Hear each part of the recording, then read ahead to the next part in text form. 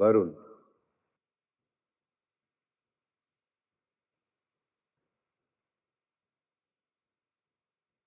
Varun, yes sir.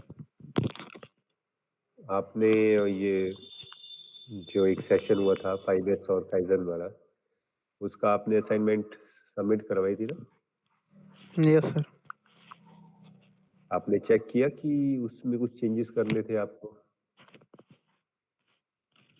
नहीं sir, देखा तो नहीं। जैसे ही आपको रिसीव हुई आपने वैसे फॉरवर्ड कर दिया आगे? एटलीस्ट उसमें से ऋतिक का नाम तो हटा लेते।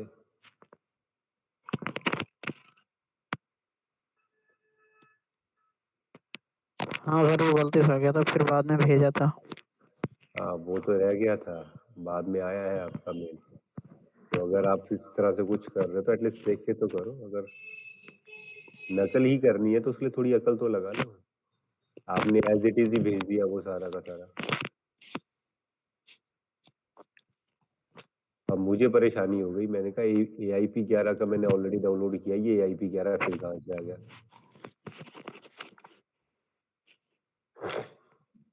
चलो ठीक है।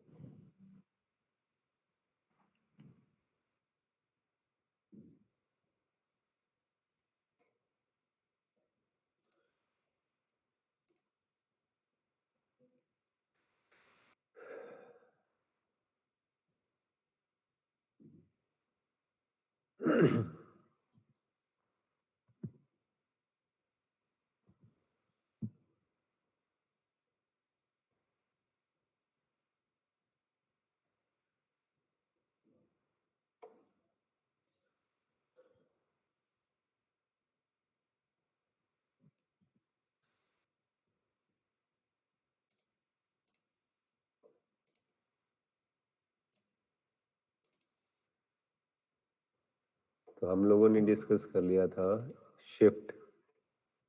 तो शिफ्ट में हमें क्या चाहिए?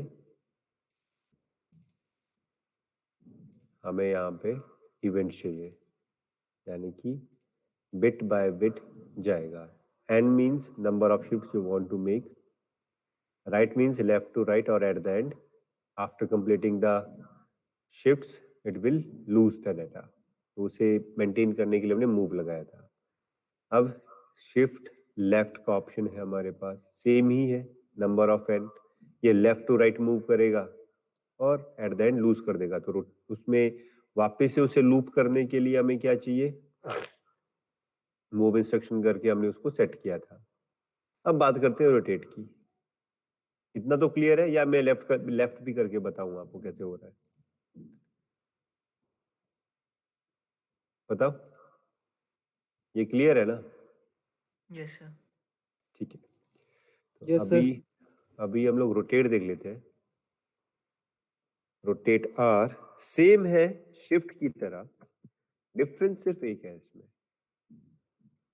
कि eight the and it will not lose the data, it will rotate. MB1 and shift 1 करेगा, सॉरी QB0 QB0 एंड हमने लगाया था। बाकी इसमें कुछ लगाने की जरूरत नहीं है, ये अपने आप ही चलता रहेगा। लोड एक बार ही वॉच टेबल में जाके QB0 में वैल्यू पुट कर देते हैं। QB0 primary to hash 0। और अगर ये राइट वाला है, कौन सा यूज कर रहे हैं हम लोग? राइट, लेफ्ट टू राइट चलेगा।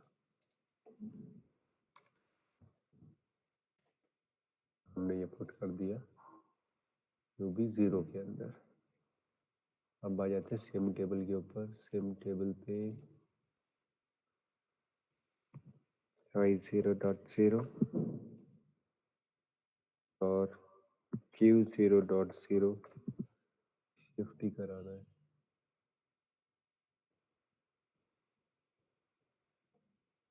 Delete.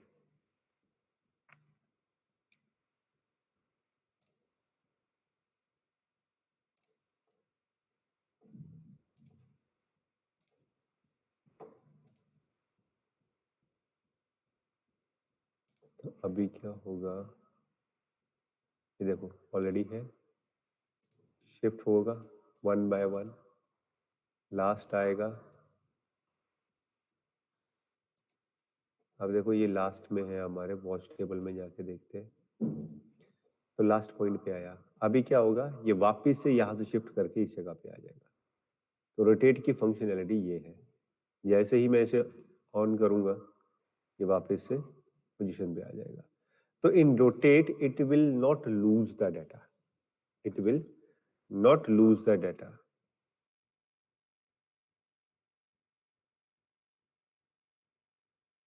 It will rotate from the beginning, जहां से भी उसकी बिट शिफ्ट होगी वो वहां से रोटेट। शिफ्ट में क्या होगा, एट द एंड वो बंद कर देगा, वो लूज कर देगा डाटा। बट रोटेट में वो वापस से डाटा रोटेट होके वापस आएगा। तो लूपिंग करने के लिए आपको जरूरत नहीं पड़ेगी। ठीक है, तो ये था शिफ्ट रोटेट। एप्लीकेशन में इसकी आपको बता चुका हूँ, इसे हम लोग थोड़ा प्रोग्राम के साथ करेंगे लेटर ऑन। अभी अभी तक इसमें कोई डाउट है तो आप पूछ सकते हो। वैसे रोटेट लेफ्ट है, सेम ही है, कुछ नहीं। बस याद रखना कि इसमें P और ये N ये मैटर करता है कि 1 by 1। अगर मैं P नहीं लगाता यहाँ पे तो देखो क्या होगा।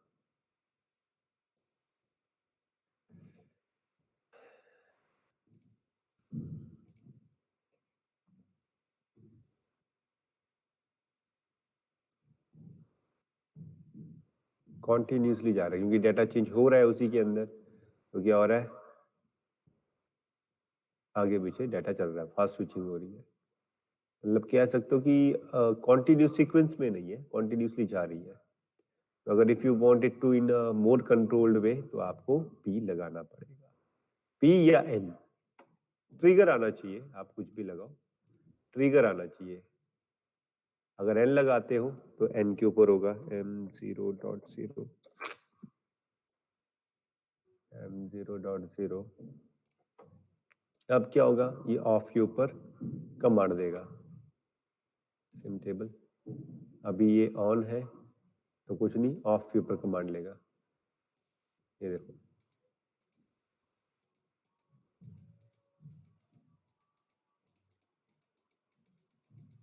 तो इस तरीके से चलता जाएगा।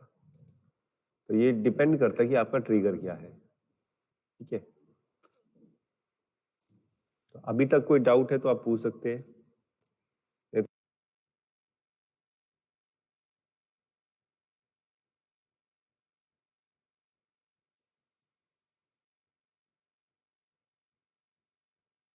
Sir continue sir open contact में सर जो बिट सर रोटेशन होगा सर, क्या वो कंटिन्यूअस होगा कि ऐसे ही रैंडम? दिखा देता हूँ मैं आपको।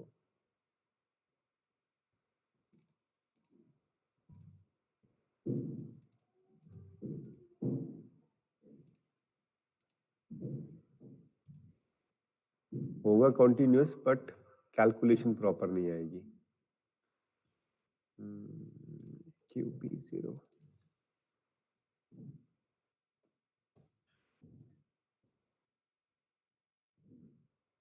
डेसिमल में ले लेते हैं।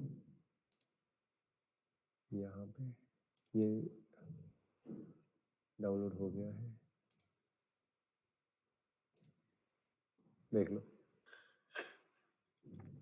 बहुत फास्ट स्विचिंग है, ऊपर नीचे होगी क्योंकि एडिशन में हो रहा है यहाँ पे चीजों का।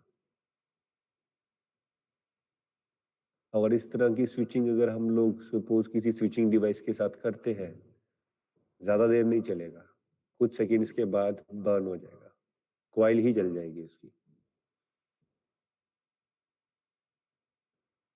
Okay sir. और किसी का कोई डाउट है? सर QB0 में कोई भी एक बिट ये एक्सेस कर सकते हैं, जैसे Q0.5? हाँ, कोई भी एक्सेस कर सकते हो आप, और यहाँ पे जरूरी नहीं है कि आपको एक ही बिट लेना है। आप किसी जो भी रिक्वायर्ड है जिस तरह की पोजीशनिंग है, सपोज ये भी हो सकता है कि एक साथ आपके 2 प्रोडक्ट है, इस तरीके से भी पोजीशनिंग कर सकते हो। जैसे भी आपको पोजीशनिंग करवानी है आप करवा सकते हो।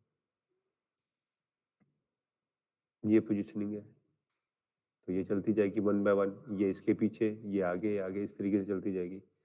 लेट मी चेक कि हमारे पास यहाँ पे पी लिया हमने, नहीं लिया।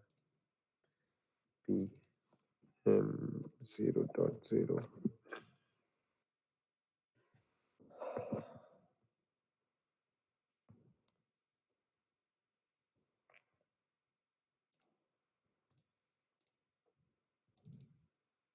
अभी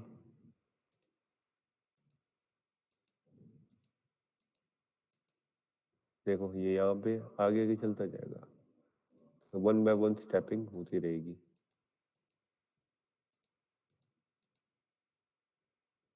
ठीक है, तो ये इस तरीके से चलता जाएगा। जिस तरह का आपका डाटा है उस तरह से आप इस डाटा को यूज कर सकते हो, डिपेंडिंग की रिक्वायरमेंट क्या है।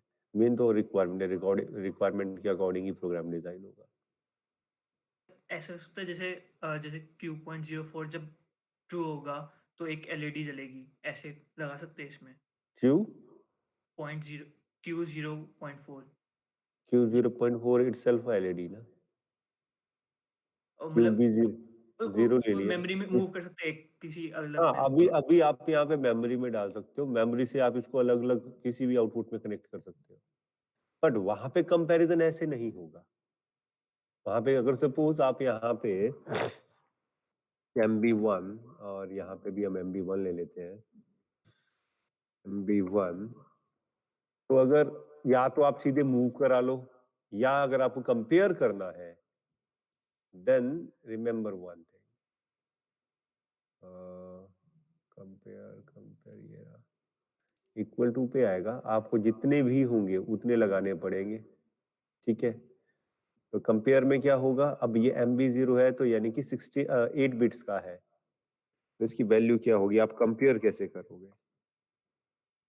ठीक है, यानी कि ये हो गए 8 बिट्स, 0 0 0 0 0 0 0 0, ये हो गया 1 2 4 जो बाइनरी आपकी रहती है, 8 16 32 64 एंड 128।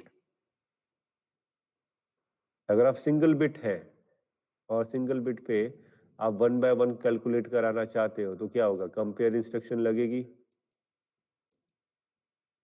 और लग जाएगा MB1 when is equal to 1, तो हमारा Q0.0 ऑन होगा। अब इक्वल टू, सपोज आगे की बात करते हैं हम लोग कि अभी हमने थर्ड नंबर उसको हाई करना है, यानी कि 0 1 2 3 इसको, यानी कि फोर्थ बिट को हाई करना है, तो when MB1 is equal to 8 then Q0.3 high होगा। अब यहाँ पे कॉम्बिनेशन भी बनते हैं, अगर आपको 2 इनपुट्स इकट्ठे चलानी हो, सपोज ये और ये इकट्ठे, ठीक है, तो आ जाएगा 2 8। और आप ये भी कर सकते हो कि यहाँ पे कोड लगा सकते हो। कोड क्या लगा दिया कि अगर आपके पास फिजिकल इनपुट्स हैं, यहाँ पे वैसे ये यूज करते हैं हम लोग कई बार सिक्योरिटी पॉइंट ऑफ व्यू से कि कोई डायरेक्ट ऑन ना कर ले, तो मैं क्या किया, यहाँ पे IB0 ले लिया, अब QB0 की जगह IB0 ले लिया। ठीक है, IB0 की कमांड ले ली और IB0 में लगा लिया कि when IB0 is equal to 12, तब मेरा मशीन 1 इनेबल होनी चाहिए, यहाँ से ऑन की कमांड आनी चाहिए। तो 12 के लिए क्या करना पड़ेगा, उसे ये वाली बिट और ये वाली बिट हाई करनी पड़ेगी। अगर वो डायरेक्ट सपोज स्टार्ट बटन है मेरा I1.0, स्टार्ट बटन है मेरा 1.0, उससे पहले मैंने ये कमांड लगा के रखी हुई है यहाँ पे IB0 की 12, तो जब तक यहाँ से 12 नहीं आएगा कोई भी किसी भी मशीन को स्टार्ट नहीं कर सकता। तो सिक्योरिटी के लिए भी इस तरह से हम लोग इसको यूज करते हैं। तो ये मेमोरी जरूर, ये नंबरिंग जरूर याद रखनी पड़ती है। अगर 16 बिट का है तो 128 के बाद 256 आ जाएगा, 512 आ जाएगा, 1024 आ जाएगा, 2048 आ जाएगा। इस तरीके से आगे काउंट बढ़ता जाएगा। तो इस चीज का ध्यान रखना। तो अभी अगर कंपैरिजन करना है तो हमें क्या करना होगा? When MB1 is equal to, अब मैं ले लेता हूँ 12 ही ले लेते हैं, 12 तो कैसे ही आएगा। हाँ, जब 12 ही होंगे या 4 ही लेके चल, सिंगल सिंगल की बिट की बात करते हैं। 4 तो Q0.3 ऑन हो जाए, या सपोज Q0.1 ऑन हो। 4 भी क्यों ऑन कराना है? ये हमारे ऊपर, हमने क्या ऑन कराना है क्या नहीं कराना है। तो MB1 में पहले 1 डालना पड़ेगा। वॉच टेबल MB1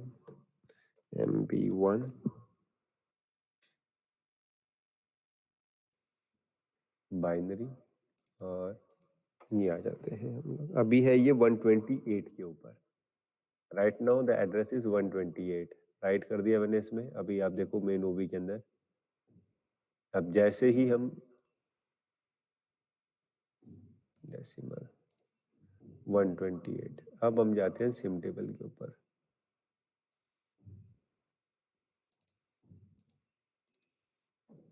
I0.0, अब ये डेसिमल पे ही है।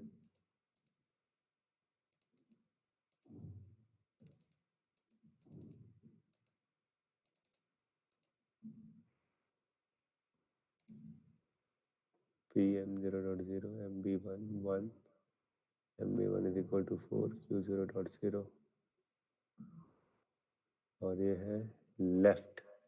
ओहो, ठीक है, कोई बात नहीं, लेफ्ट पे है ये। यहाँ पे स्टेटस अपडेट नहीं हुआ है। फिर MB0 आएगा। कहाँ पे? हाँ, यहाँ पे। हाँ, वही तो मैं भी सोचूं कहीं गड़बड़ तो हो रही है।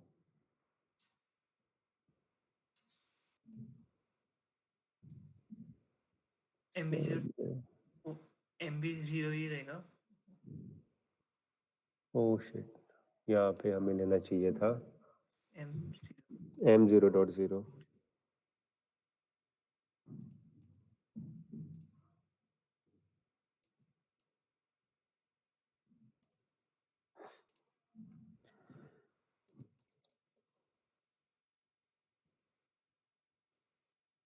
M0.0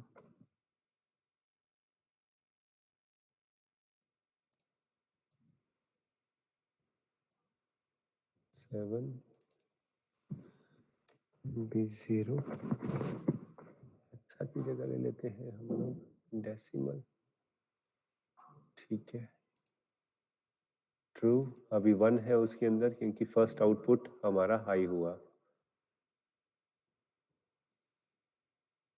सीन चल क्या रहा है यहाँ पे? कुछ तो गड़बड़ हुई है इसके साथ। MB1 है। क्या करते हैं? MB1.0।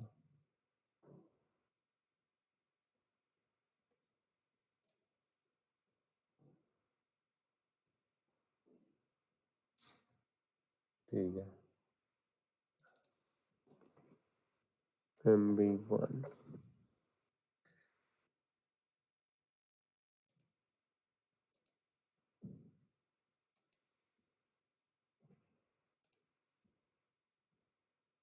MB1 is equal to 4। अब आ गया। अगर हम लोग वॉच टेबल में देखें MB1 को तो देखो 1 2 4 8 16 32 64 128। अभी देखो 64 लगाते हैं यहाँ पे तो देखते हैं कब ऑन होता है। 64। तो इस तरह के हम लोग कोड्स में भी यूज करते हैं। अगर कहीं बहुत ही सेंसिटिव एप्लीकेशंस हो तो वहाँ पे हम एज अ कोड भी इस चीज़ को यूज करते हैं। तो अभी एक काम करते हैं, वॉच टेबल यहाँ पे ओपन कर लेते हैं। watch table.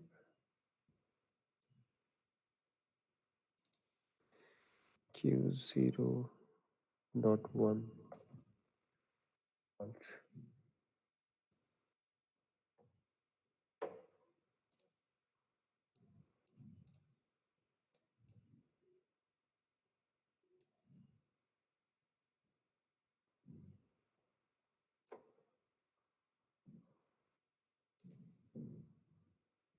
अभी MB1 यहाँ पे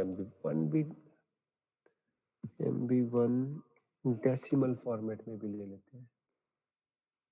डेसिमल ठीक है, डेसिमल में छोड़ देते हैं, डेसिमल में दिखा ही रहा है तो हेक्साडेसिमल में अलग ही दिखा रहा है।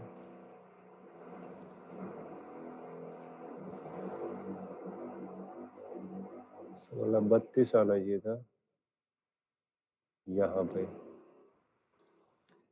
3264, तो देखो आउटपुट हाई हो गई।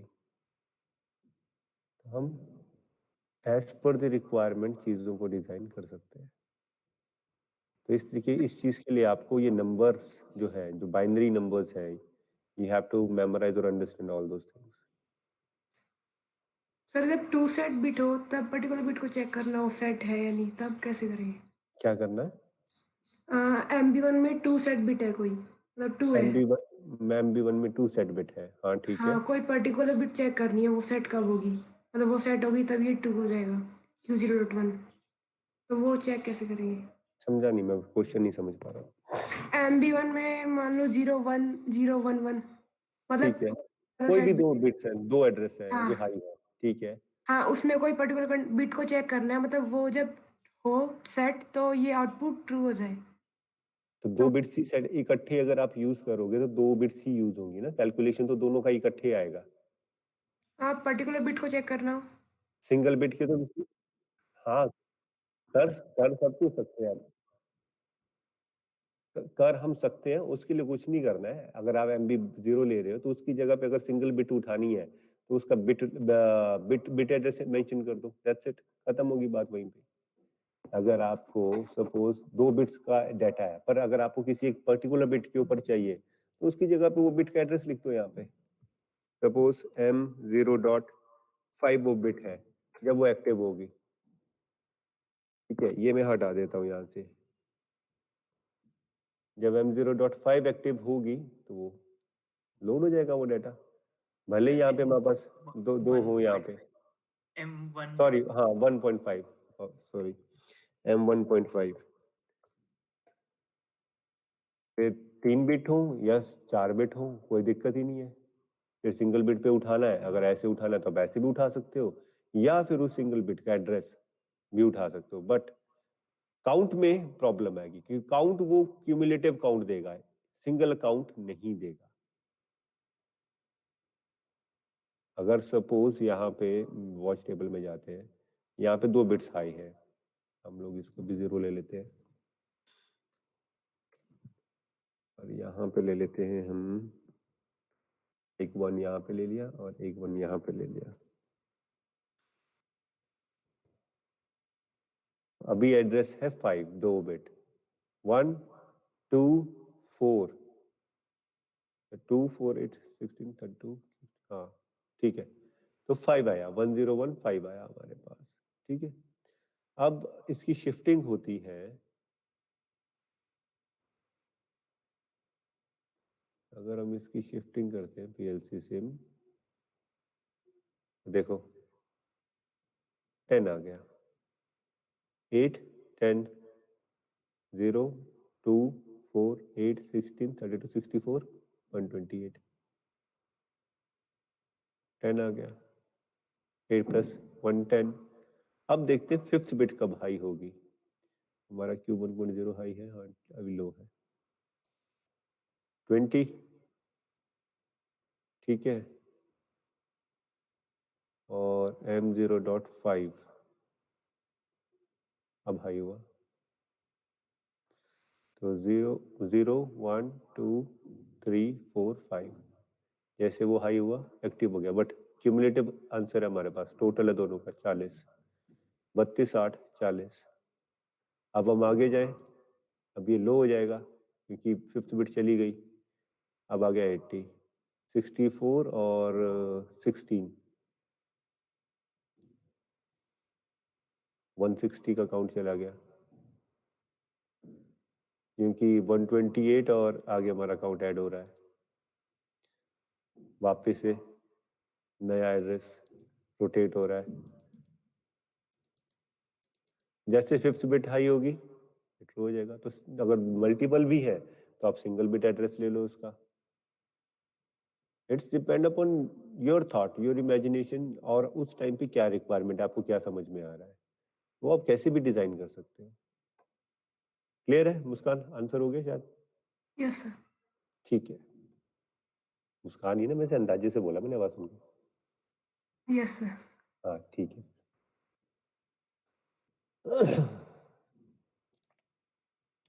तो ये था शिफ्ट रोटेट। यहाँ पे हमारा पीएलसी का पार्ट खत्म हो गया। आपके यहाँ पे दो चीजें बचती हैं पीएलसी में, एक okay, not okay and force. Force बताया मैंने आपको या नहीं बताया? फोर्स टेबल याद ही नहीं होना।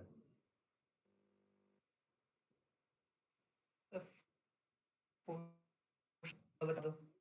हाँ बता दो एक बार। ठीक है। फोर्स टेबल क्या होता है?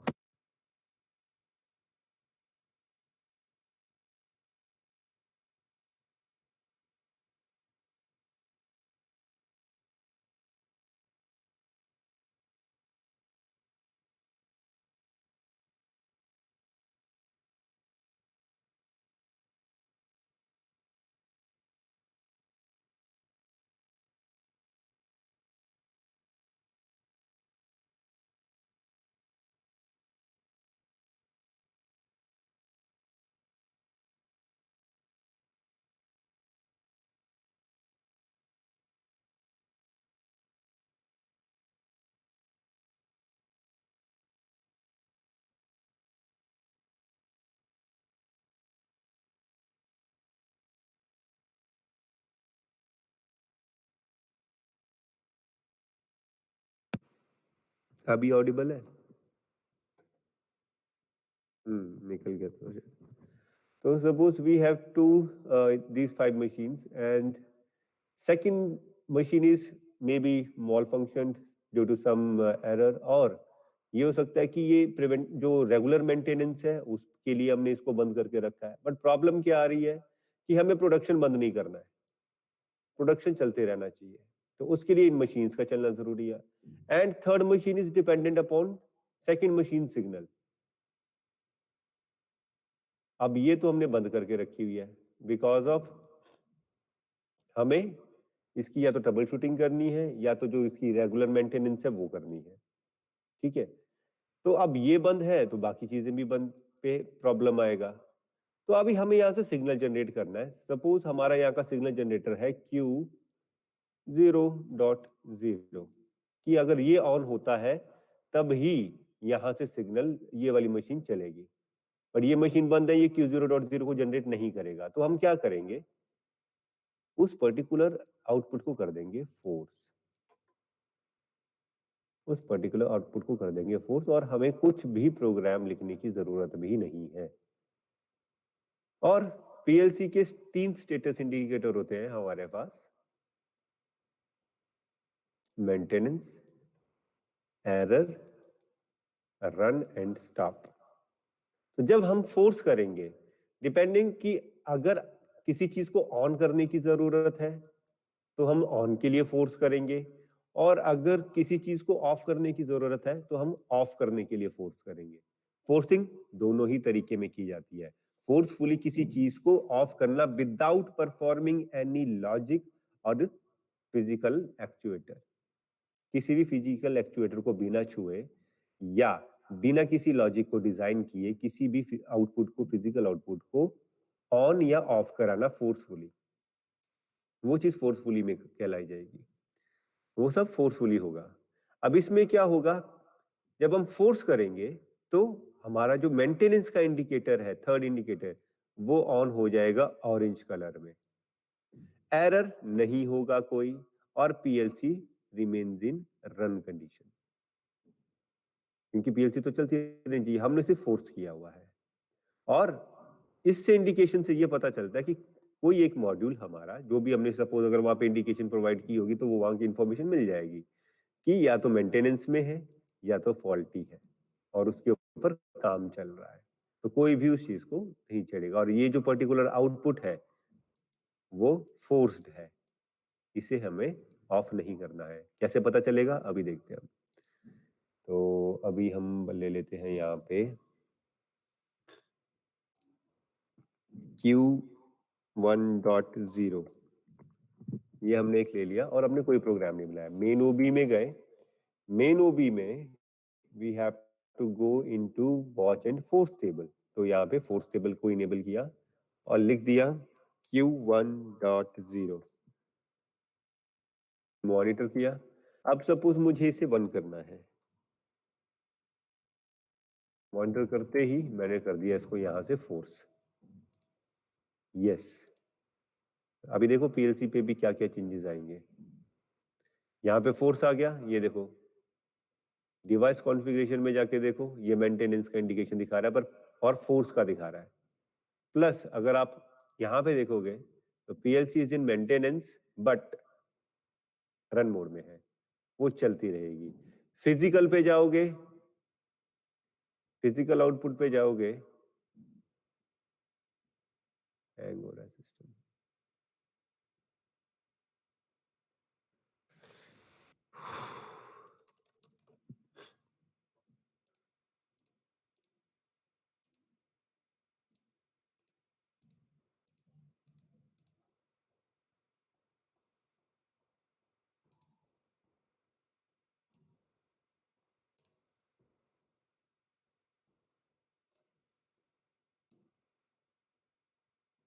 सिमुलेटर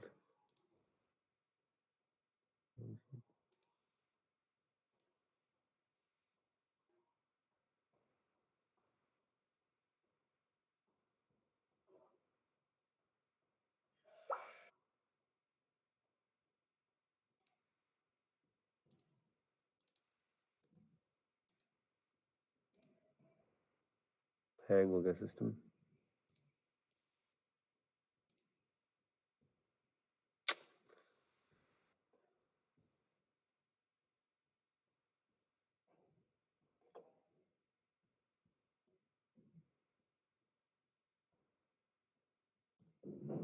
अब टास्क मैनेजर में दोनों ही वर्जन 15 दिखा रहे हैं।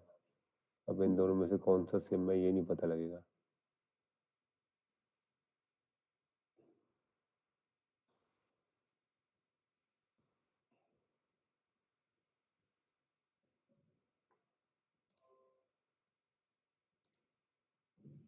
हम्म,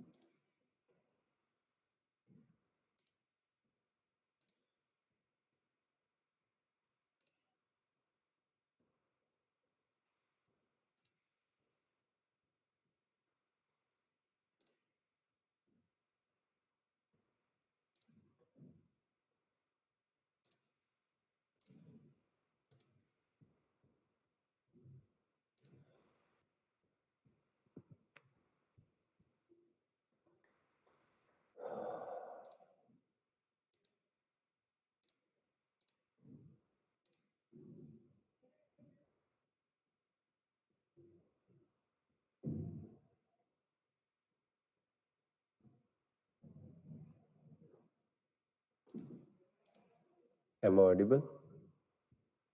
हाँ, आवाज तो आ रही है।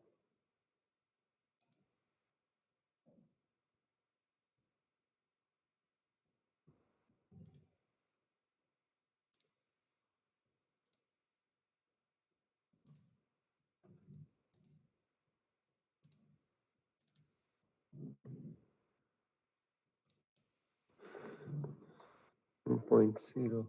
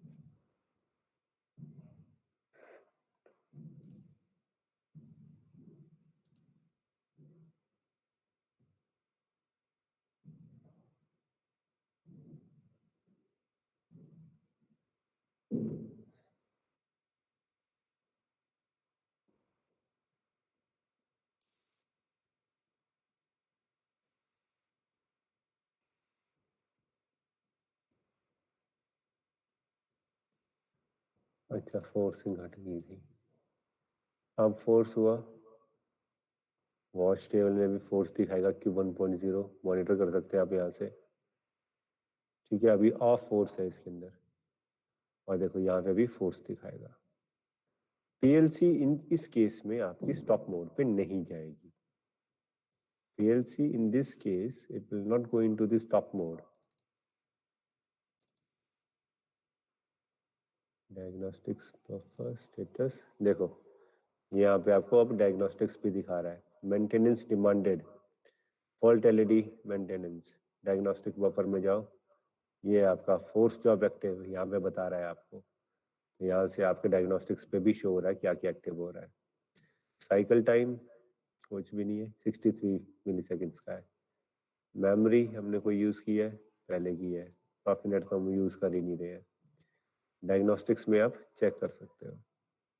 अब वापस से इसे अनफोर्स करने के लिए stop force, stop, yes, that's it. ये है फोर्स टेबल, बाकी सब नॉर्मलाइज हो जाएगा। तो ये फोर्सफुली किसी भी चीज को टर्न ऑन या ऑफ करना विदाउट राइटिंग एनी प्रोग्राम, वो फोर्स टेबल के थ्रू हम लोग कर सकते हैं। और कोई डाउट है तो आप बताओ मुझे, नहीं तो हम लोग फिर कुछ आगे नया करते हैं। आपका लास्ट मॉड्यूल ऑनलाइन का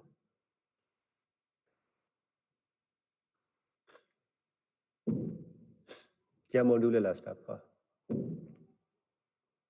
सिलेबस मांगा था ना किसी ने, मैंने भेजा भी है।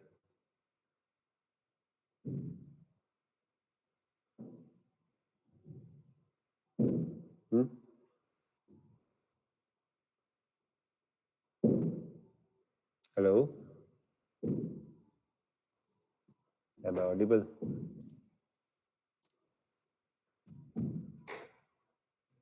Hello sir. हाँ जी। सर आपने लेट एवरीवन सेंड मैसेजेस, ये कौन लिख के भेज रहा है? अच्छा ठीक है, बोलो। सर मैं बोल रहा था सर, ये जो सेकंड मशीन है वो थर्ड मशीन है, सेकंड मशीन के सिग्नल पे डिपेंडेंट है। तो सर जब हम फोर्स करते हैं तो सर वो ऑलवेज ऑन ही रहता है।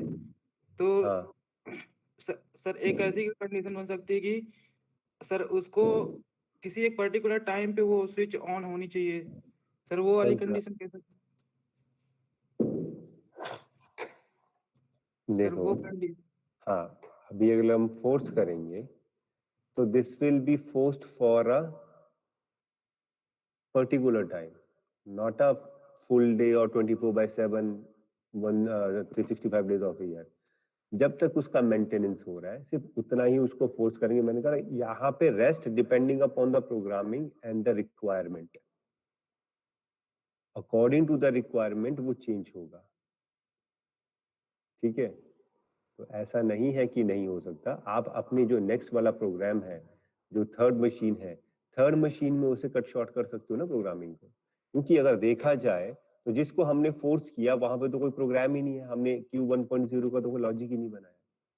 But we can break the supply of machine number 2 when it is not required, और सेट रिसेट कमांड से लॉजिक आगे बढ़ा सकते हैं, नहीं बढ़ा सकते? Yes sir. तो बस मैंने वही तो कहा स्टार्टिंग में कि फोर्सिंग जो है वो किसी चीज को without any writing a program और किसी फिजिकल उसकी वजह से हम लोग फोर्स करेंगे, उसे सिर्फ चलाएंगे। ठीक है, सो दैट की जो मेंटेनेंस का जो टाइम है हमारा रिक्वायर्ड है, वो मेंटेनेंस का टाइम भी प्रोडक्टिव निकले, हमारी मशीन बंद ना हो।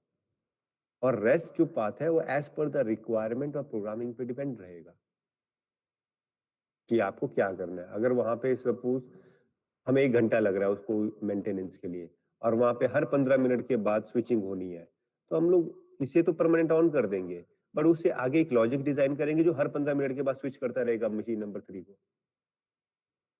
सिंपल है ना? Yes sir, yes sir. वो ओके तो सोचना खुद को है ना कि हमने उसका रेक्टिफिकेशन या उसका ऑल्टरनेट सॉल्यूशन क्या निकालना है। ठीक है, और कुछ?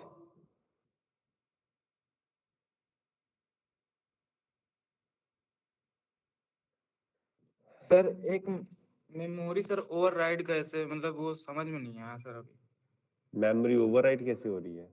Yes sir.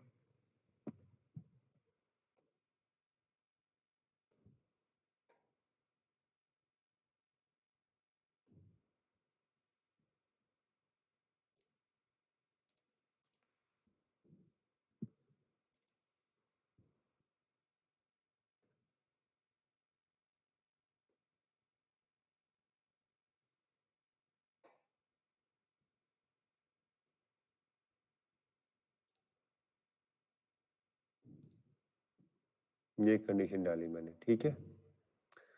अभी जाते हैं वॉच टेबल में और इसे ले लेते हैं इस तरीके से।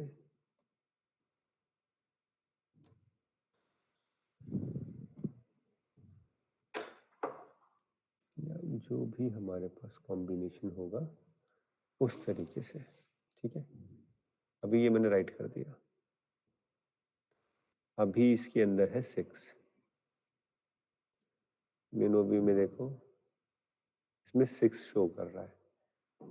अब नेक्स्ट क्या होगा बताओ? जब एक शिफ्ट आएगा इसके अंदर तो नेक्स्ट क्या होना चाहिए? 2 बिट्स हाई हो रही है, ध्यान दो यहाँ पे 2 बिट्स हाई हो रही है, यहाँ पे 2 और 4। नेक्स्ट बिट क्या होगी? 4 and 8 12 होगा, राइट? Yes sir. 12 होगा ना? वॉच सेम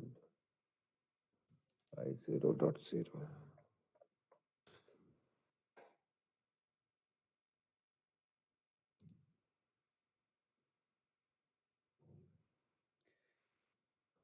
अभी देखो उसमें क्या एरर आएगा, क्या आंसर आ रहा है।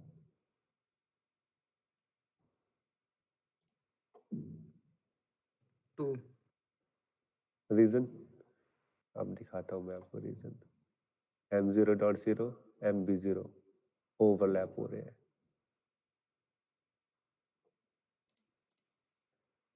इधर भी MB0 ले लेते हैं, यहाँ पे ज्यादा आना चाहिए था रिजल्ट, 12 की जगह ज्यादा आएगा,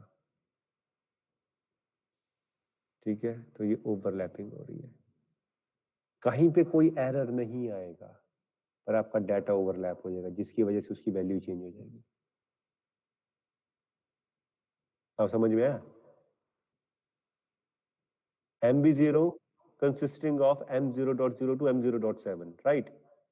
Now there is a specific data in MB0 and we have designed a logic that when MB0 is equal to 5 as per the data जो हमने इसमें फेड किया है तो ये आउटपुट हाई होना चाहिए। साथ में गलती कर ली कि एक उसी की ही कंसिस्टिंग बाइट जो उसकी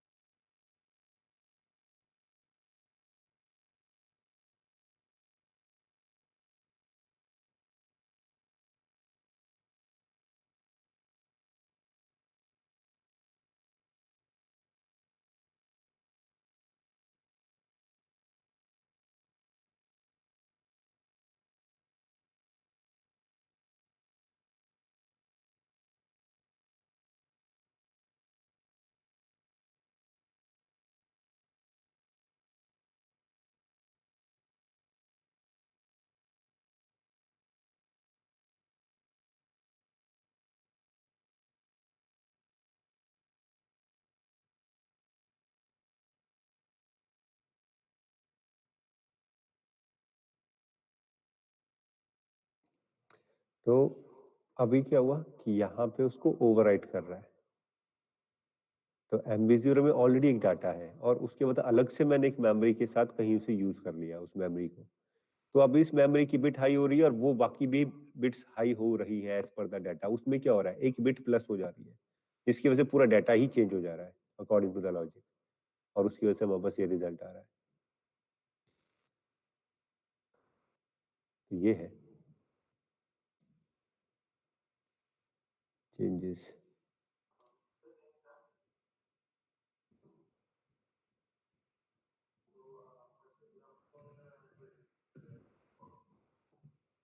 हेलो,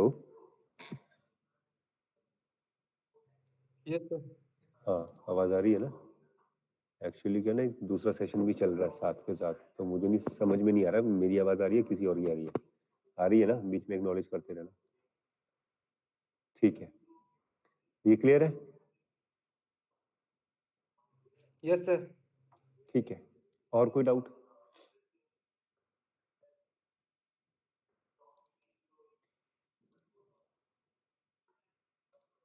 ठीक है, तुम्हारा लास्ट टॉपिक क्या है मॉड्यूल का, इस सेशन का, मतलब ऑनलाइन सेशन का?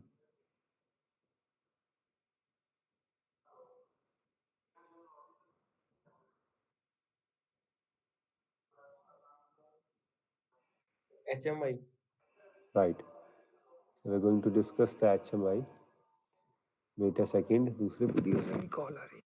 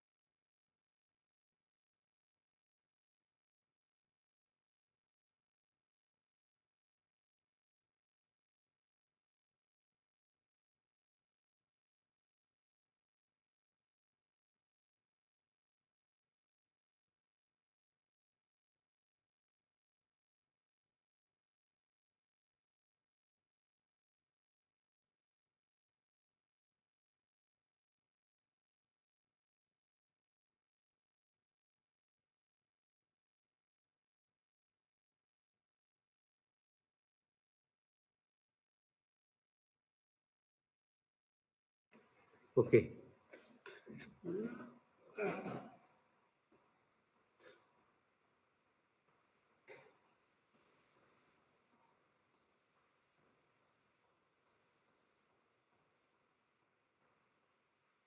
these spaces should be filled.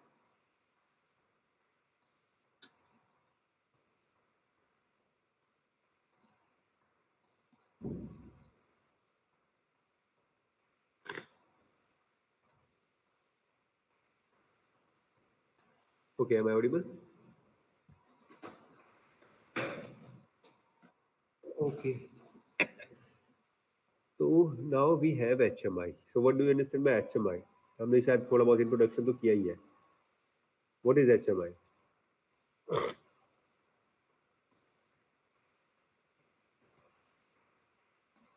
है कोई आइडिया? डिस्कस किया है हम लोगों ने।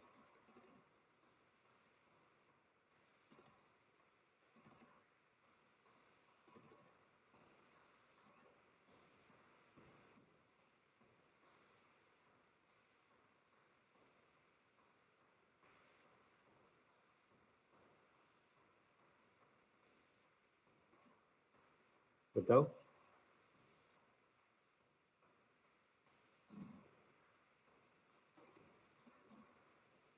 बोलती क्यों नहीं आप लोग? सबसे बड़ा प्रॉब्लम है।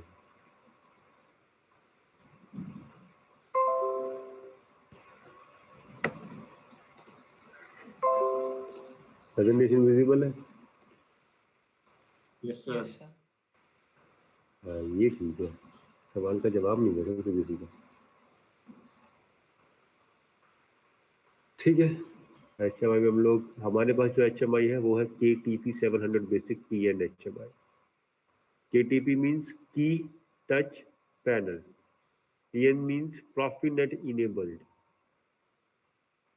तो क्या है टाइप्स ऑफ HMI? पुराने हैं, इसे तो हम नहीं करेंगे। एप्लीकेशंस, कम्युनिकेशन प्रोटोकॉल्स, ये इंपॉर्टेंट है, और बाकी तो नॉर्मली है। What is HMI? HMI stands for Human Machine Interface. Human Machine Interface, it provides graphical user interface to the user so that it can identify the things easily. So HMI provides GUI, graphical user interface. क्यों provide कर रहा है? Reason क्या है? As its name says that कि human machine interface, मतलब इंसान और मशीन आपस में बातचीत कर रहे हैं। अभी कोई बता सकता है किसी ने HMI यूज किया है क्या? Hello,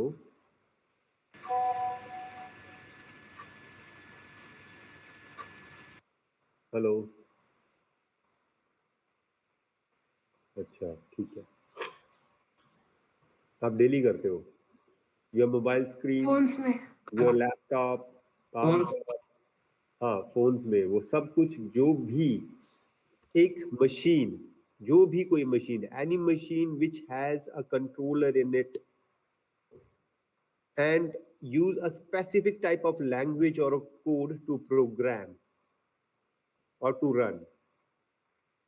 And with that particular machine, if you will get a screen having graphical user interface, that means different type of icons that will tells you, okay, this particular icon is for this purpose, and you can use open it like this. So that particular screen is your HMI screen. अब आपके mobile में भी controller है, processor है, ठीक है, तो उस पर भी एक पर्टिकुलर लैंग्वेज में प्रोग्रामिंग हो रखी है, बट हमने नहीं सीखी। हमने क्या किया? हमने जो उसमें आइकन्स दिए गए थे उनको पहचाना और उसके हिसाब से हमने उस पर प्रोसेसिंग करनी शुरू कर दी। Right? Facebook, YouTube, Gmail, Google, ठीक है, हर एक चीज का एक आइकन बना है। मैसेजेस का है, टेक्स्ट का है, गैलरी का है। तो हमने क्या किया? सिर्फ टैप किया।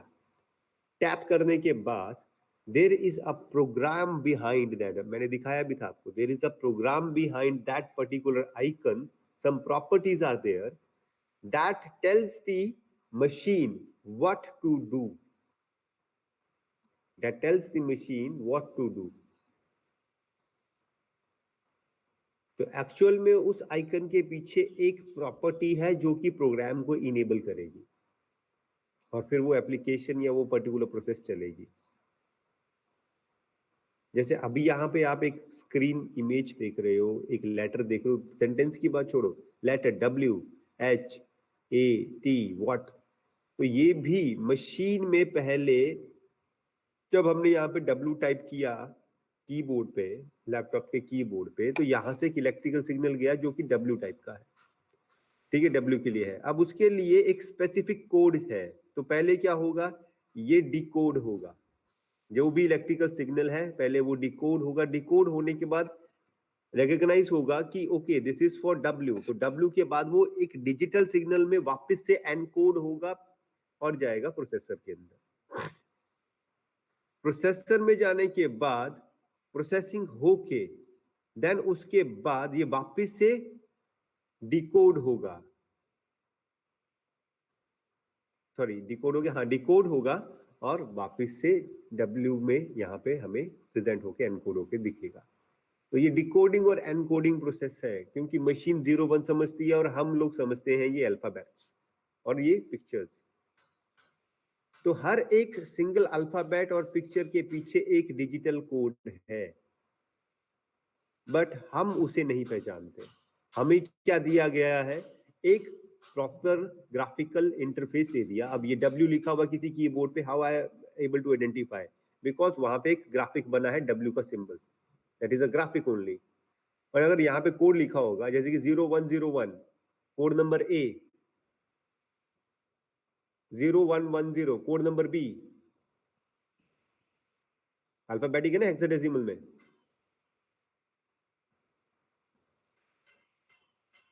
तो 1010 A है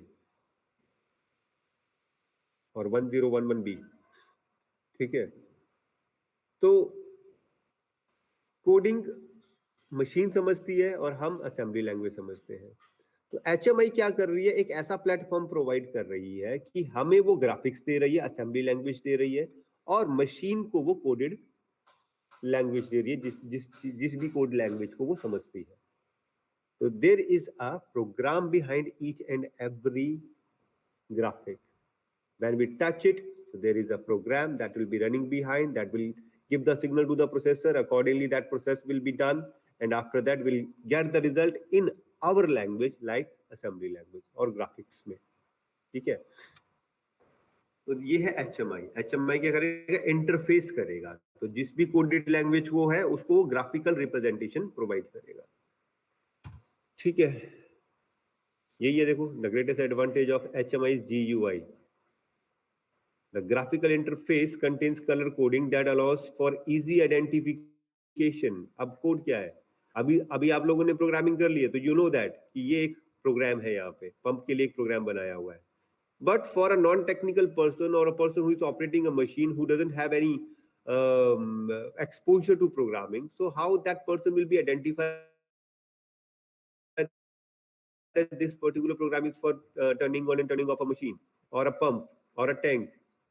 So उसको ओवरकम करने के लिए हमने क्या किया? उस प्रोग्राम को PLC में डाला, PLC को लिंक किया HMI से, HMI में डिजाइनिंग की जो भी प्रोसेस थी, और वहां पे उस कोड को एक ग्राफिक के साथ इंटरफेस कर दिया। यानी कि स्टार्ट बटन को, यहाँ से जो स्टार्ट कमांड है उसे स्टार्ट के आइकन के साथ एम्बेड कर दिया, स्टॉप कमांड को स्टॉप के ग्राफिक के साथ एम्बेड कर दिया, पंप था, पंप को हमने एम्बेड कर दिया मोटर के थ्रू, ये जो नेक्स्ट आइकन है, और टैंक जो है, टैंक को एज ए टैंक दिखाया और वाटर लेवल दिखाया उसके अंदर।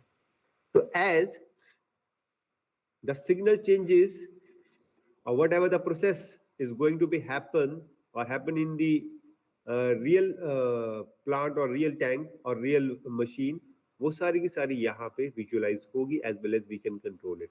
तो अब कमांड बटन, अब आपका मास्टर हो जाएगा HMI और आपका स्लेव बन जाएगा PLC, क्योंकि कमांड यहाँ से जा रही है। तो जो भी हम कमांड या flexibility will provide to the HMI, वो चीजें हम लोग PLC से करवा सकते हैं, और PLC आगे कमांड देगी to the actuators, to the different actuators. Clear है अभी तक इतना? सर ठीक है, तो वीडियो देख लेते हैं।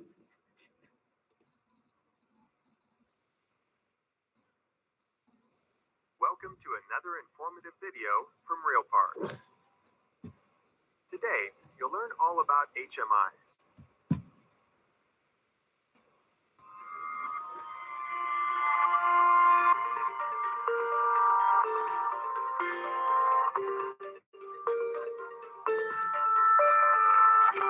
Maybe you've never heard of an HMI.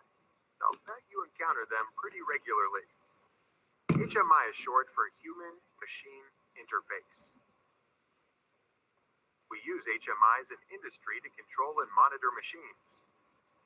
A very common HMI that you all encounter on a regular basis would be an ATM machine. The screen and push buttons allow you to operate the machine, dispense a certain amount of money, or to deposit money. Let's talk about industrial HMIs now. It would be hard to have a good automated process in industry without an HMI. Many times, an HMI will be in the form of a screen, kind of like a computer screen. and more times than not, they are touchscreen. An operator or maintenance personnel can operate and monitor the machine from the HMI. It may include information like temperature, pressure, process steps, and material counts.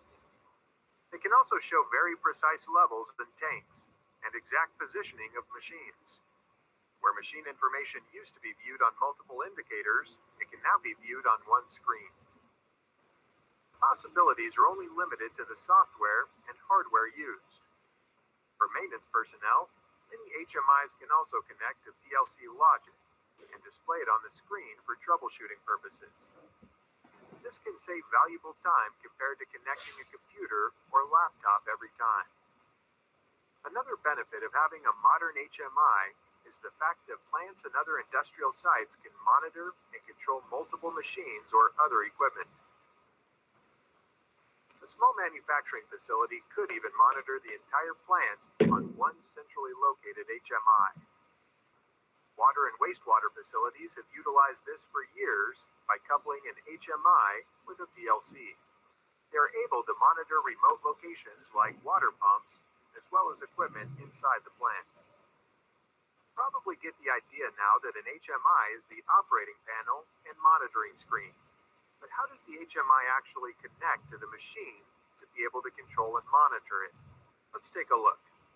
First, HMIs use special software, so engineers can program them correctly. Different brands of panels use different software accordingly. Software allows the engineer to design what the operator will actually see on the screen, what they can monitor on the screen, what buttons can be pushed, and how the operator can manipulate the machine. For example, an HMI may have a large tank displayed on the screen with the level of a liquid displayed. Next to the tank is a pump to lower the liquid level.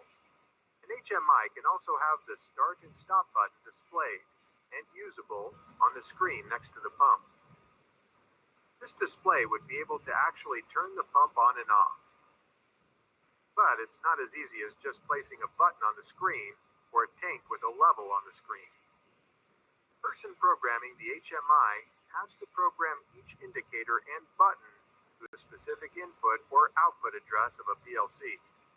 This brings up another point. The HMI and PLC need to be compatible. This means they need to be able to talk to each other. They do this on what's called a protocol. Different companies use different protocols. Company protocols are Modbus, Ethernet IP, and Profibus.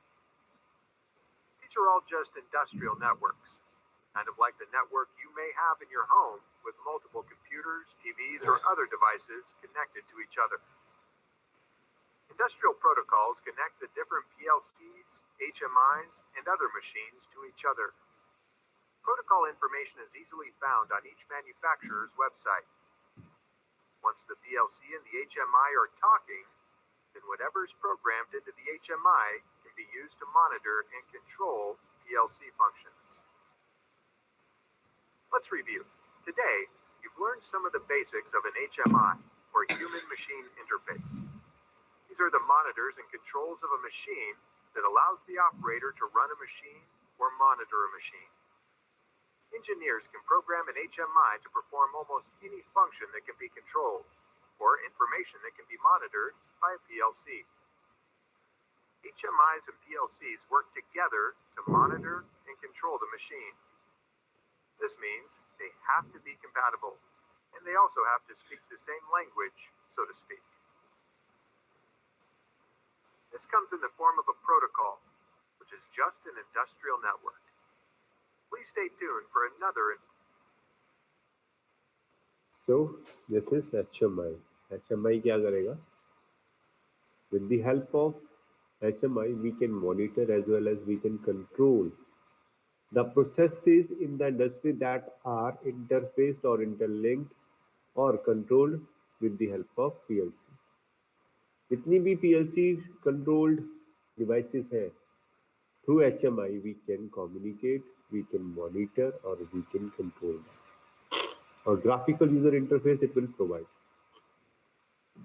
और ये कैसे काम करेंगे? There are certain protocols as you can see that the Modbus, Ethernet IP, that means Profinet, and last one is Profibus. So there are different type of protocols through which we can communicate with the HMI.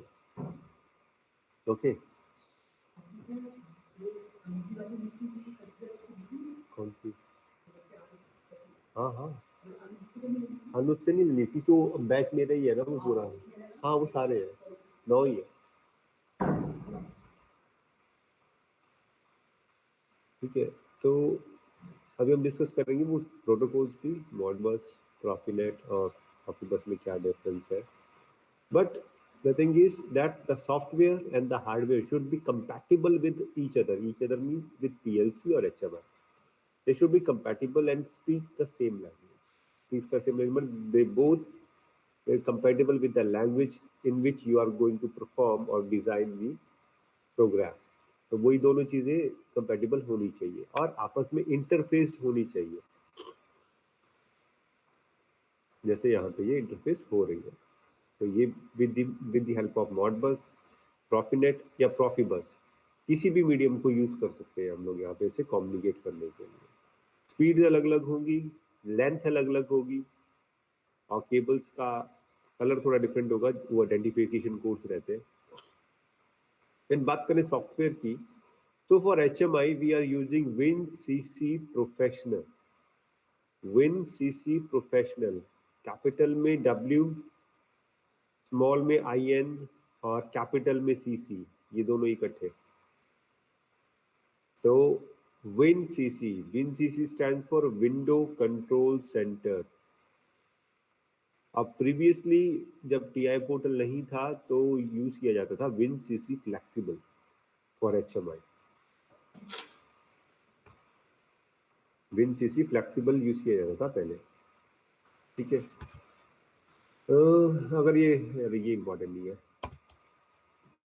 अब बात करें application की, तो including PLC और इन HMI we have a great scope in industries, चाहे वो फिर कोई भी मैन्युफैक्चरिंग इंडस्ट्री हो. As you can see pharmaceutical, food, beverage, other utility. HMI along with PLC are typically the backbone of the production line in the industry. The integration of HMI into manufacturing has vastly improved operations, supervisory control and data acquisition in the entire system. तो क्या है, ये data collect भी कर सकता है, exquisite भी कर सकता है, लॉक भी कर सकता है. लॉक मीन्स आप उससे प्रिंट भी निकलवा सकते हो, पूरे डाटा की फाइल बना सकते हो. और ये एग्जांपल है एक वाटर ट्रीटमेंट प्लांट का. तो उसमें डिस्ट्रीब्यूशन कैसे होना है, कितने का कंट्रोल करना है, each and everything can be monitored as well as can be controlled. So application of HMI, we have a great application in the industry along with the PLC. So बात करें communication protocols की, so there are 3 protocols we have seen so far: Modbus, Profinet, Profibus. Profinet हम लोग जानते हैं, process field bus, Profinet means process field network, तो Ethernet है हमारा. और Modbus भी सेम ही है. दोनों में फर्क बस इतना है कि इनके जो लेयर्स हैं, OSI लेयर्स हैं, वो डिफरेंट है. बाकी सेम ही है, तरीका थोड़ा सा डिफरेंट है, बाकी सब कुछ सेम है. इसमें दोनों ही ईथरनेट केबल्स ही है.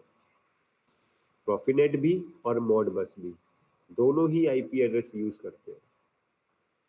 ठीक है, बट जो प्रोटोकॉल ये कह सकते हैं हम लोग, या बात करें कि OSI लेयर्स की बात करें, वो दोनों की डिफरेंट है. प्रॉफिनेट फुल डुप्लेक्स पे काम करता है और मॉडबस हाफ डुप्लेक्स पे काम करता है. प्रॉफिनेट जो है वो प्रोवाइडर कंज्यूमर मॉडल पे काम करता है. मतलब अगर मैं डिजाइन करूं तो ये है इस तरीके से, सिग्नल गया and at the same time will receive the feedback. Okay, and if we haven't received the feedback, doesn't matter, as per the program design it will send the next signal. और जो हमारा Modbus है TCP/IP वो half duplex है. और ये जो है ये मास्टर स्लेव मास्टर स्लेव के ऊपर काम करता है, या सर्वर क्लाइंट पे काम करता है। इसमें क्या होगा कि पहले क्लाइंट सर्वर को रिक्वेस्ट भेजेगा कि I need a data, then server acknowledge करके भेजेगा कि okay I will send you a data, then send data आएगा हमारे पास, फिर क्लाइंट एक्नॉलेज करेगा, तब तक दूसरा डाटा या पैकेट नहीं भेजा जाएगा जब तक दोबारा से क्लाइंट एक्नॉलेज या रिक्वेस्ट जनरेट नहीं करता। उसे कहते हैं पोलिंग टाइप ऑफ कम्युनिकेशन। इस तरह के कम्युनिकेशन को कहते हैं polling type of communication. But Modbus TCP/IP use half duplex communication at layer 4. Layer 4 होती है हमारी पहली हमारी एप्लीकेशन, दूसरी है प्रेजेंटेशन, सेशन, ट्रांसमिशन। हाँ, ट्रांसमिशन लेयर, और हमारी जो सेकेंड है प्रेजेंटेशन लेयर पे हमारी काम करती है PROFINET. Duplex layer. Half duplex is request, reply, or polling type of communication that makes the communication slow and laborious. A client must first send a request to the server, then the server answers this request for every transaction. With Profinet IO full duplex, each device sends its data on its own without waiting for the partner, thereby taking advantage of the Ethernet standard. ठीक है, तो data speed जो है हमारी Profinet की generally वो रहेगी 1 ms की, और ज्यादा भी अगर कम से कम करें तो 31.25 माइक्रोसेकंड फास्टेस्ट है उसकी अपडेट्स साइकिल टाइम। तो प्रॉफिनेट एज कंपेयर टू मॉडबस ज्यादा सही है, और प्रॉफिबस के बाद में भी डिस्कस करेंगे क्या है। ये सिंपल वही है इनके जो अभी हमने पीछे डिस्कस किए, ठीक है। और अब बात करते हैं वीडियो की, तो देखते हैं video.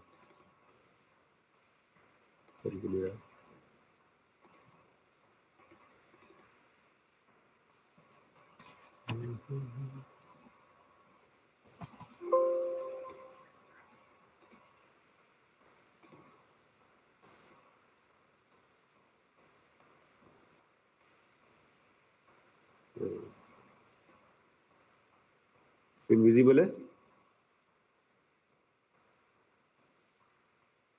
Hello. This Yes, sir. video will go over the basic characteristics of the Modbus protocol with special emphasis for Rockwell automation users. Modbus का नाम इसलिए मॉडबस बना कि मॉडिकॉन से बना हुआ है, मॉडिकॉन ने बनाया था इसको। We'll also discuss the different wiring standards for serial communications. Next, we'll cover the dynamics of Modbus as a master and slave network over serial and as a client and server over Ethernet. We'll delve into Modbus data addressing and the associated function codes, and break down coils, bits, bytes, and registers. We'll also talk about float and double integer values and how they're handled by Modbus. First, a brief history lesson. Modbus is a serial communications protocol developed by Modicon in 1979. It was created specifically for use in Modicon PLCs for industrial applications. Today, it's an open protocol used by a wide range of automation products. Modbus can be used over Ethernet as well as serial cable.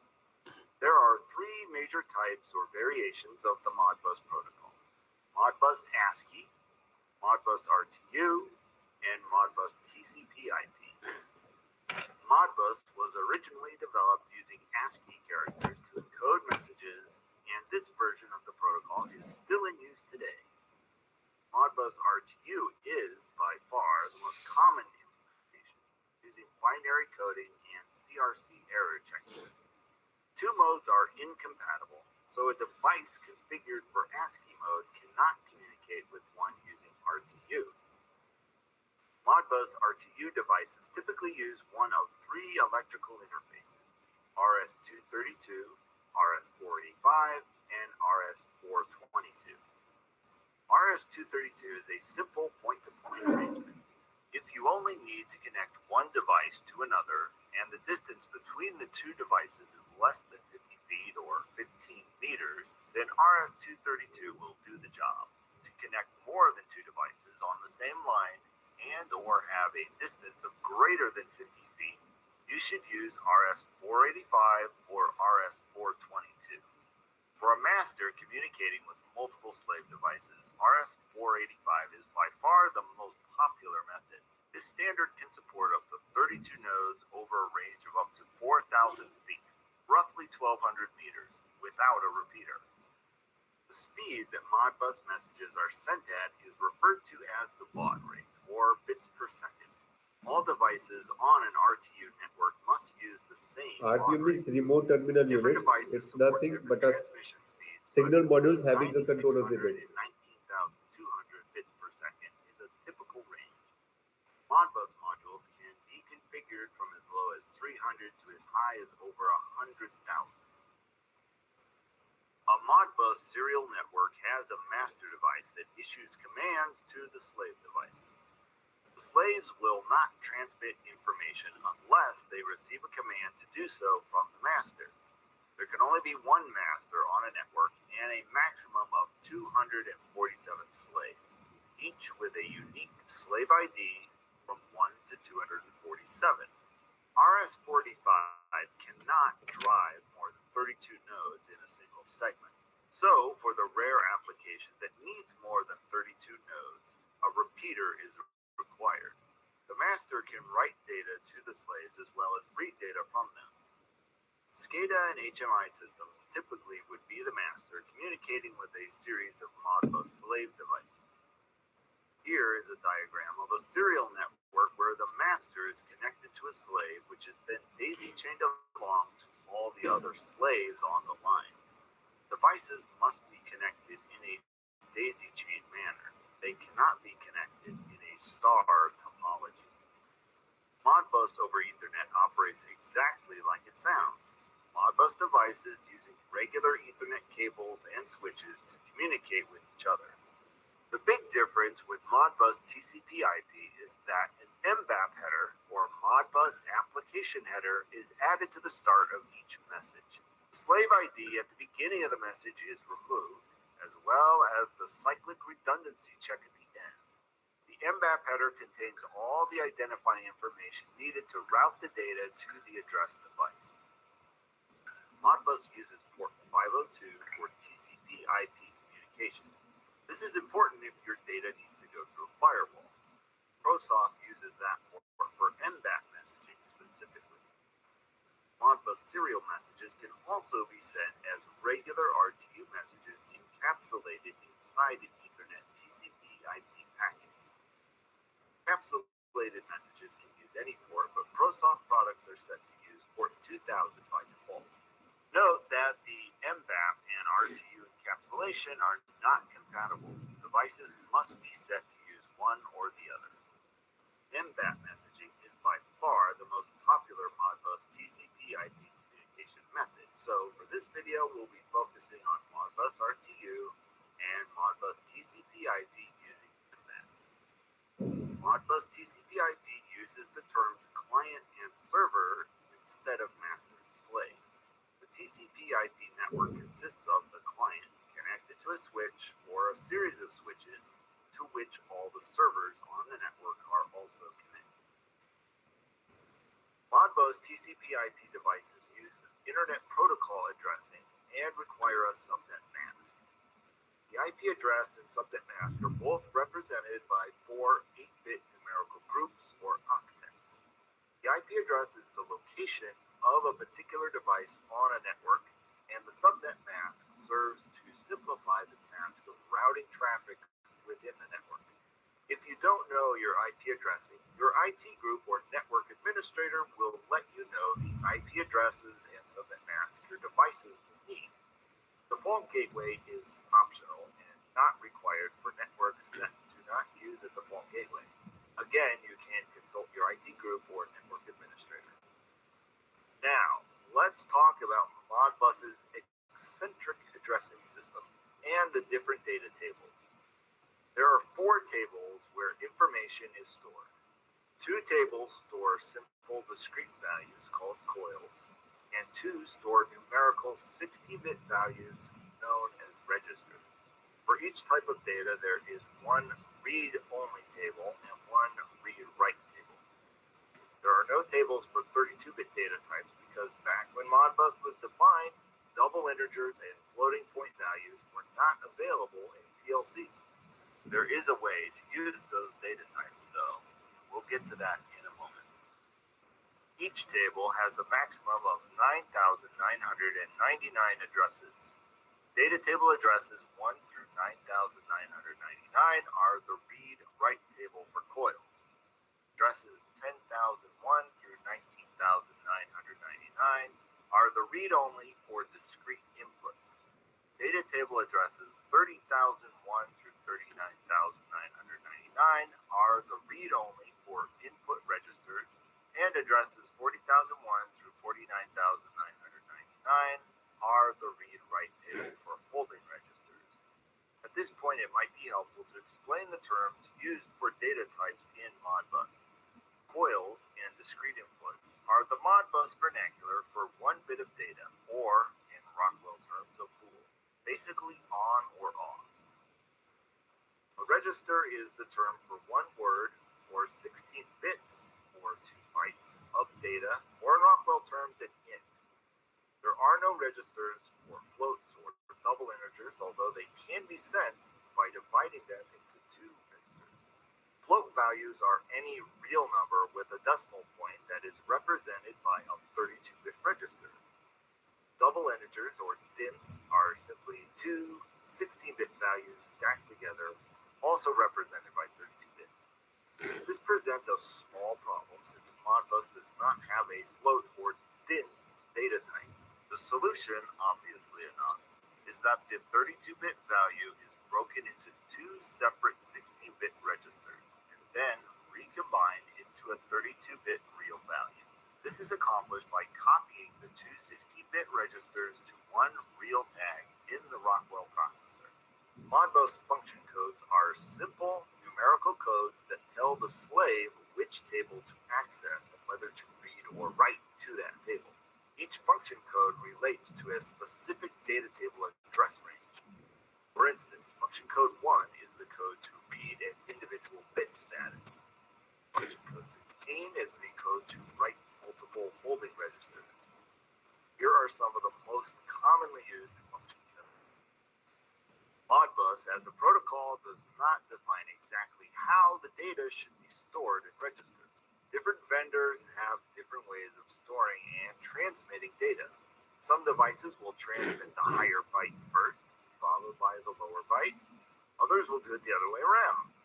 By the same token, when registers are combined to represent 32-bit real values, some devices will transmit the higher 16 bits in the first register and the lower 16 bits in the second register. Other vendors do it the other way around. The order that bytes or words are sent in doesn't matter as long as the receiving device knows which way they are ordered. If the data is not appearing correctly because the byte or word order is incorrect, ProSoft products feature a byte and word swap function, which will reverse the order in which the data is stored and sent, resolving the issue instantly. To wrap up, we'll take a look at a Modbus RTU message being sent from our master out to a slave device. The message contains the slave ID of the device the command is intended for, function code to read or write data, and the message data itself. Once the slave receives the command, it will return the requested data to the master in the case of a read command, or it will write the data to its own database and send an echo of the original message back to the master to confirm that the message was received. We hope this video gives you a better understanding of Modbus serial and TCP/IP. So Modbus uses MDAP, Modbus Address System, जिसमें हमारे पास 2 तरह के data है, इधर single bit और हमारे पास 16 bit का। Single bit में क्या हमारे पास 2 रजिस्टर्स हैं जहाँ पे हम लोग बिट्स के ऊपर इधर रीड कर सकते हैं और राइट भी कर सकते हैं, और वैसे रजिस्टर्स के ऊपर 16 बिट के ऊपर रीड एंड राइट का डाटा एड्रेस स्टार्ट होता है 0 से लेकर 999 तक, 9999, ठीक है, 9999 और 10,001 से लेकर हमारे पास जाता है 19,999 तक बिट रेट के ऊपर राइट करने के लिए। एंड देन फिर रीड ओनली रजिस्टर 16 बिट के लिए 30,001 to 30,999 और 40,001 to 40,999 तक हमारे पास है रजिस्टर्स में रीड एंड राइट करने के लिए। तो every time they use a address code and then the ID of a slave और अ सर्वर। तो हर बारी हम उन कोड्स को एक्सेस करके उन्हें रीड एंड राइट करना पड़ेगा। Modbus we have as we can use a Profinet as a Modbus, but right now what are the things? ये अब instructions में change हो गई है, so we can use an instruction through which we can use a Profinet as a Modbus, ठीक है।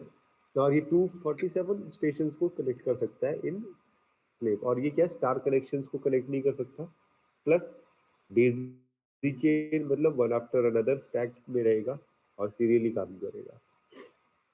Next बात करते हैं हम लोग Profibus की। तो Profibus stands for Process Field Bus. It's a 9-pin connector that is called DB9, Data Bus 9, and it has RS485 protocol with it. RS485, recommended standards 485. Okay, it is in purple in color और उससे ही इसकी पहचान होती है। और अगर इसकी हम लोग एग्जीक्यूशन स्पीड की बात करें, ऑपरेटिंग स्पीड की बात करें, तो 9.6 kbps टू 12 mbps की स्पीड रहती है। 9.6 kbps टू, ये लिखा ना 9600 बिट्स पर सेकंड, 9.6 kbps टू 12 मेगाबिट्स पर सेकंड, और ये कम्युनिकेट होता है जनरली 1.5 mbps के ऊपर। अब यहाँ पे इसके लेंथ्स भी है, अगर हायर रेट चाहिए तो 50 मीटर्स तक जाता है, तो 50 मीटर्स के ऊपर 12 mbps की स्पीड से डाटा सेंड करता है। इफ लॉन्ग डिस्टेंस है तो 1000 मीटर तक जाता है, और 1000 मीटर के ऊपर ये 9.6 kbps की स्पीड से डाटा सेंड करता है। और it can connect as like Modbus, it can connect 127 devices with it, 127 devices with it. अब वो क्या होता है 127 डिवाइसेस Profibus? अब इसकी आइडेंटिफिकेशन कैसे होती है कि किसी सिस्टम का Profibus है या नहीं है। जैसे कि हमारे पास कोई भी पीएलसी है, कोई भी पीएलसी है, उसके सीपीयू नंबर के साथ अगर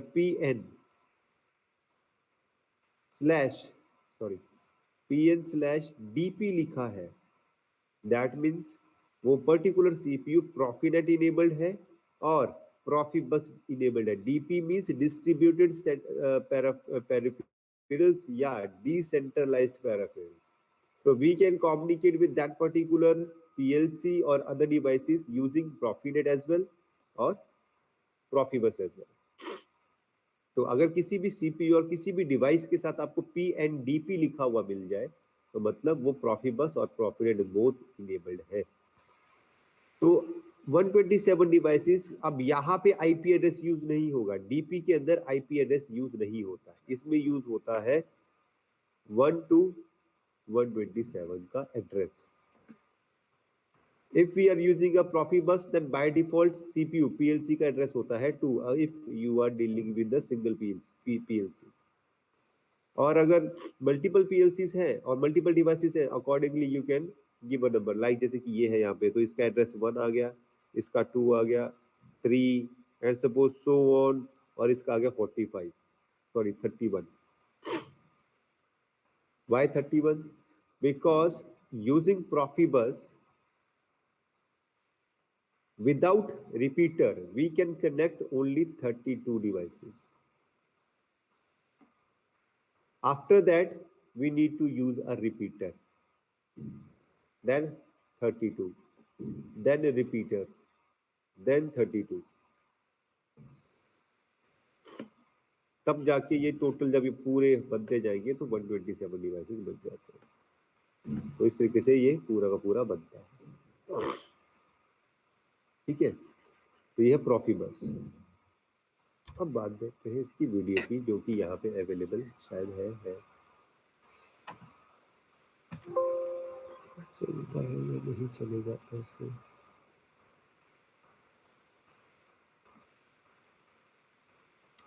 चलो इसका वीडियो हम लोग कल देखेंगे, टाइम हो रहा है आपकी दूसरी क्लास का अभी।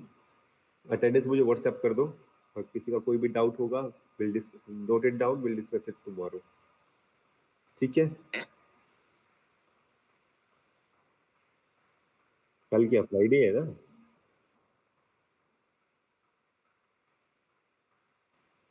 अच्छा, कौन कौन ट्रेवल कर रहा है? 10 ही हैं सर टोटल। हाँ तो बस बाकी लोग फिर ले लेंगे क्लास, जो ट्रेवल कर रहा है वो ना ले, कोई दिक्कत नहीं है, उनको करवा दिया जाएगा। आप ऑन साइट आ तो रहे हो, अब ये करना दिख जाएगा, कोई इशू नहीं है। ठीक है, ओके सर। ओके। जो ट्रेवल कर रहा होगा कल वो भी मुझे टेक्स्ट कर दे एक बारी, so दैट कि मैं आप लोगों की एब्सेंट ना लगा के वहां पे आपका ट्रैवलिंग शो करके आपकी प्रेजेंट या कुछ भी लीव वगैरह में डाल सकूं। ठीक है, ओके